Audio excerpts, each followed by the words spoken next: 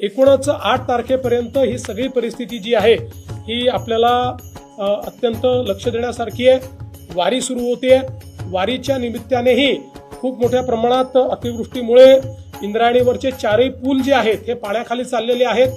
त्यामुळे वारकऱ्यांना ही विनंती आहे, तर वारी 10 तारखेला पुण्यात पोहोचते आळंदी आणि देहूवरनं, तर ती वारी तर आपण तिथे आणू, पण वारकऱ्यांनी आता तिथे न जाता पुण्यामध्येच आलं पाहिजे, कारण तिथे जाणं हे धोक्याचं आहे। त्यामुळे सगळ्या वारकऱ्यांना ही विनंती आहे की मोठ्या प्रमाणात देहू आणि आळंदीला जमा न होता त्यांनी जर पुण्यामध्ये ते आले तर अधिक सोयीचं होईल, किंवा त्यातनं कुठलंही डिझास्टर होणार नाही। बाकी वारी करता ज्या काही व्यवस्था करायच्या आहेत त्या मोठ्या प्रमाणात केल्या आहेत। आता पावसाची परिस्थिती पाहून जास्तीत जास्त जर्मन हँगर्सच्या माध्यमातून वारकऱ्यांची व्यवस्था झाली पाहिजे आणि कुठेही त्रास होऊ नये या दृष्टीनं देखील जी काही व्यवस्था करायची ती राज्य शासनाने केलेली आहे।